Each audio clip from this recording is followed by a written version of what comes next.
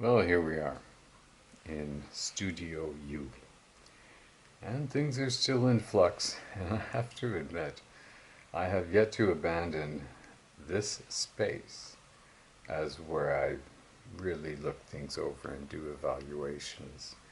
I've moved all of my workshop equipment downstairs and just go and bring parts up as needed willy-nilly.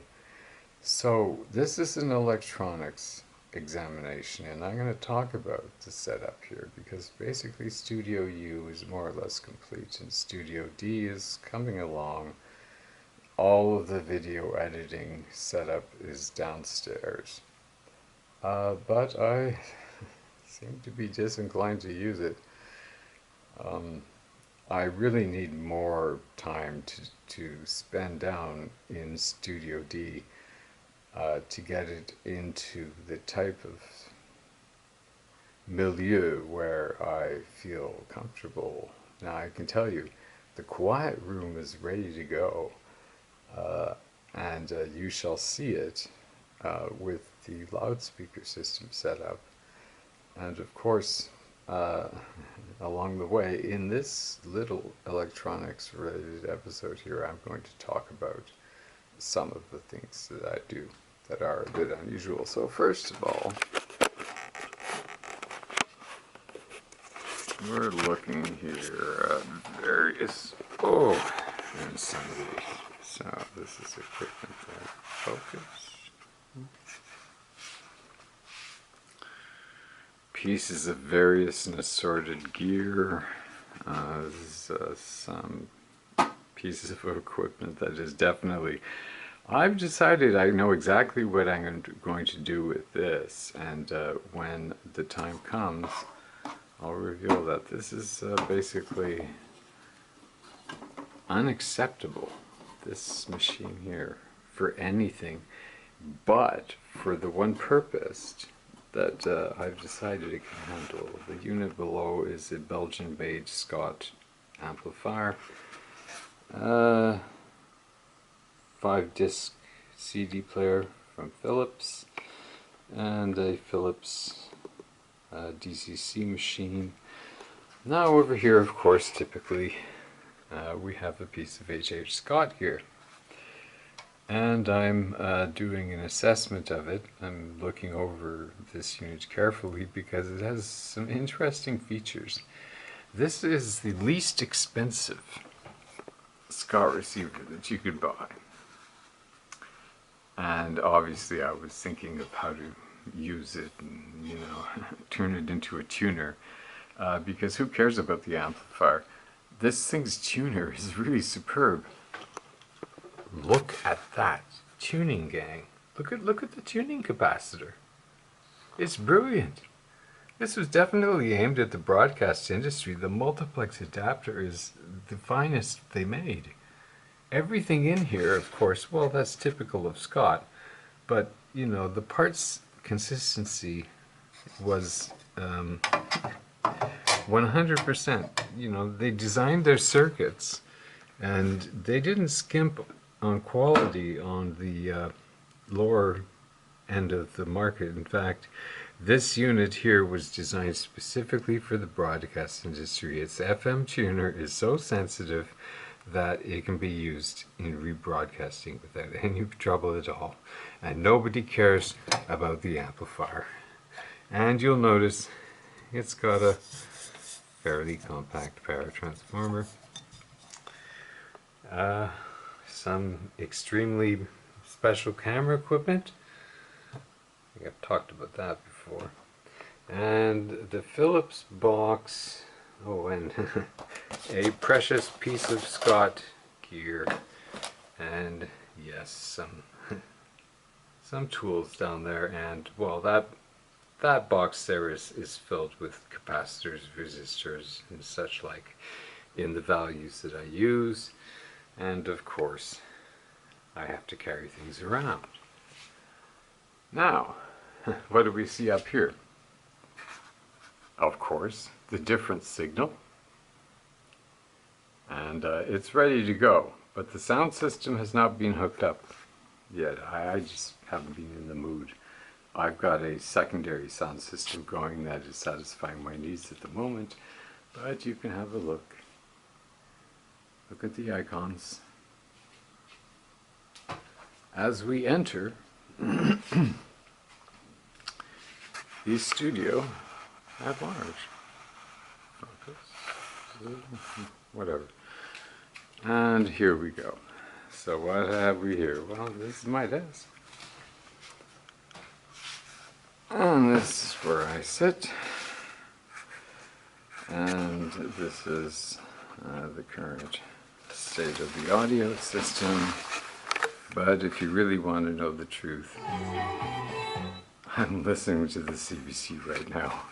And this incredibly inexpensive piece of equipment is handling all the sound, feeding through, that's one of the speakers, and another one back there.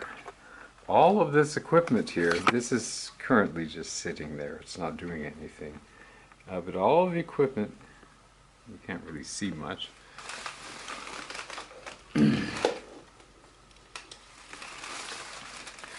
So all of this equipment, well, the clock doesn't count. And the radio is there so that no matter what, I can turn the volume up and hear the CBC. It's pretty irrelevant since I have this going. But this piece of Scott gear here, this is basically where I started in 1977, was the model below this. This model didn't exist then. This unit here, when I'm finished with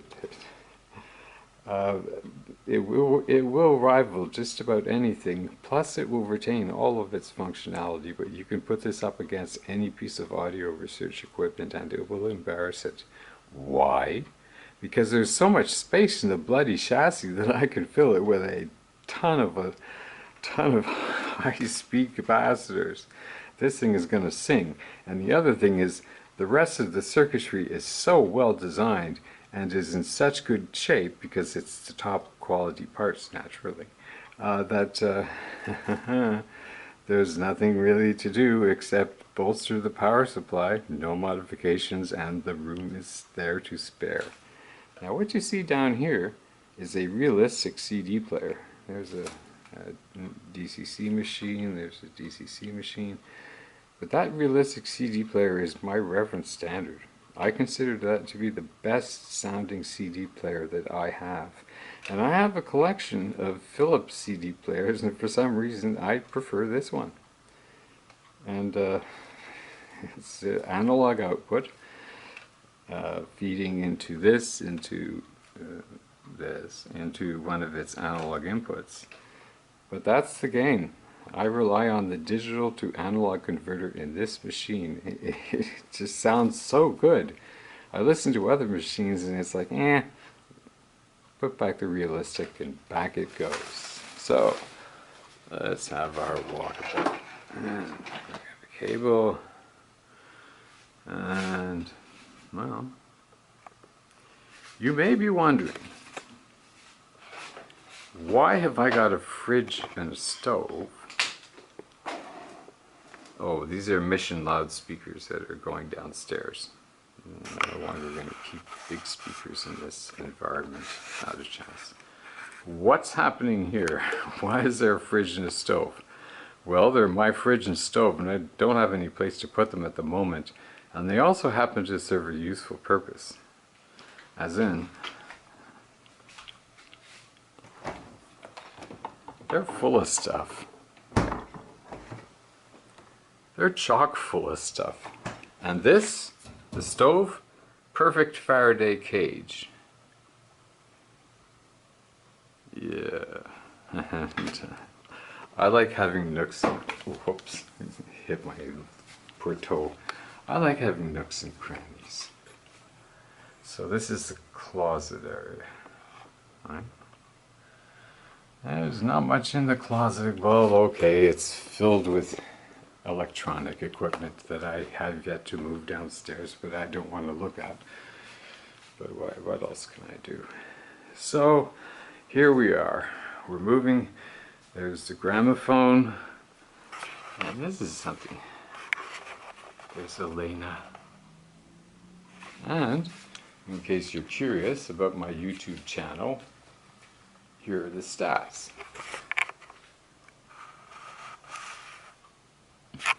Big deal. And here we go. This is the setup. Now remember, these Mission loudspeakers, and you don't see them, but there are a pair of Mission loudspeakers right up around there. They haven't been hooked up yet, and they're all going to be hooked up, including the different speaker, to the Scott. That is going to drive the different signal system. And over here, I feel the need for the light.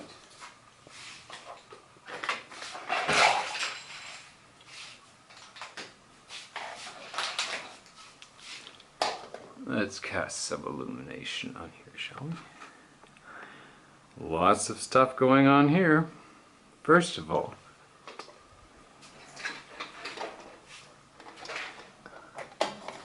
back here, that is my connection to the outside. This is a Bell NID. It's there ready for use, but I don't use Bell as a service provider, but the NID stands ready. But you know, when they came in to install it, that's how I had them install it, because there was already a hole in the wall there. You can see a bunch of 75 ohm cables, and there's a reason for that. Now this here, what you see, is a work in progress. Thanks. Let me get down.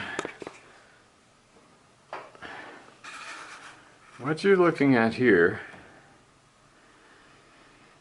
oh boy, do I have to explain this now? This is going to be a companion piece for this. This here is really just a monitor. You're monitoring the stereo signal locally, but apart from that, it's pretty useless. I might take it out altogether. It's just a Scott 350C without the front end or the IF. But over here are two diversity tuners. This one, which I've covered at length, and this one here is an amplitude modulation diversity tuner. And they're all hooked up to this unit here. It doesn't have its front panel on at the moment, but it's gray, and it has a meter here, a meter here, and a meter here. The panel, I don't know, I think it's downstairs. But I'll bring it up. I kind of robbed it for a while. I was looking at other things, and I stole from Peter to pay Paul, in a manner of speaking, but no, the panel goes back up and the meters go back into place. Because this unit here is going to serve a very specialized purpose. First of all, you can see it's, oh, I have to get out. It's got a lot going on. It's got a solid state amplifier here. It's got some sort of circuit here. It's got what appears to be, and actually is at the moment, a Scott multiplex adapter, the first generation. Two Reonardo ortho or NAB, just standard inputs. You can use them for anything. But this is the special thing. This is the RIA reference, and it's actually my 121 preamplifier. So is this. Essentially the circuits are identical, but this one has extra circuitry that I may share at a later date. This is a front end from an FM tuner that I have repurposed in this design. Here's a tube that hangs loose. There's a reason for that. It's part of a noise reduction circuit. These are single-ended amplifier tubes. They drive these output transformers, and these are actually push-pull. But I'm using them in single-ended. I'm just ignoring the other half. It doesn't matter. This is a very low power circuit, but there are other tubes that I have in mind for this, and I may use those. These are just 7189s. So this thing as a single-ended tube amplifier is good for about 4 watts. This here, which is a multiplex adapter, shall be converted into the device that will allow this machine to transmit. That's what this is. In addition to being a full function amplifier with all of the usual circuitry, that power amplifier there is not for audio, it's for RF. None of this stuff, these capacitors, none of them will really matter. I'll leave them in place for show, but the entire power supply, of course, will be rebuilt, reconstructed, well, basically redone, the whole shebang. And this circuit here has all the fundamental necessary things, and any circuit, no matter what, you can redesign as an inverse circuit, which is to say it does the opposite of what it did before. It's merely a matter of how you wire the circuit. So what else is there? The usual collection of stuff. And this is something that you might find interesting. This is the Scott 340B receiver. This is the underside. It's really a thing of beauty. That's the phono stage. That is the front end. What else have we got going on here? Let me get a bit. Oh, sorry. Okay, so that is the multiplex adapter right there. And just look at the quality of the parts. You can still buy these parts today, and these are film capacitors. In fact, everything in here is high-end. The parts quality in these units is tremendous. I'm always impressed when I open up a piece of Scott gear. They had a laboratory instruments division, and companies that had, oh, by the way, this is example, that Callan's cap there, sorry, that's gone, that's history. All of these caps here, they're gone. They have to be replaced. I don't even bother checking them, I just replace them. But stuff in the multiplex adapter, there's no work here. Phono stage, yeah, I could redo it. I'll put it in the 121 circuit. But this circuit here, the only thing I'd really need to do is change the value of capacitance in the EQ circuit from 150 to 158 and 560 to 562 picofarads, and that's about the only thing I'd need to do. The actual coupling capacitors are of such high quality, I wouldn't bother. They really are that good. So that's that. Other stuff, the minutia. A pair of objects that I hold in high esteem by Tandy, Radio Shack. These things are worth gold to me. I consider them to be among the finest amplifiers that you can buy, period. Okay, and over here, just a bunch of fat Solon capacitors and a pile of front ends, nothing to say here. So, mission speakers are in position. Oh, one last thing over here. Original RCA Victor. But down here, those are Armstrong radios from Great Britain. And next to them is a Zenith. Zenith paid patents to Edwin Armstrong faithfully. And down there, well, just a bunch of, there's a Sony tuner that was given to me from a dear friend. That dear friend, his name, he's deceased, was Chris Wilson. And he gave me that tuner as a gift because he knew that I liked it. And he also gave me a pair of Quad ESL 63 USA monitors with the gradient subwoofers at a ridiculously low price, and he delivered them. And I had to give him something extra because the agreed upon price seemed a bit nuts. So I gave him some camera equipment that I had no use for anymore. A Canon UF1 and a bunch of lenses. And he said, oh, he'd get right into it. And I'm sure he did, because he enjoyed photography. And most importantly, he enjoyed working with film. That is to say, you know, 35mm. And here, yeah, I do make a big reveal. I'm a zoomer. I'm a big fan of the guy named Moses Znaimer. I think he should be in charge of telecommunications in Canada, period. I think he should run the show from Zoomer Media, MZTV. I rely on his television service, you can bet. Afraid I miss out on his radio service, but they are also excellent. Both AM 740 and Classical 96 FM in Toronto. You definitely want to have them on your dial if you like classical music. It's all day long.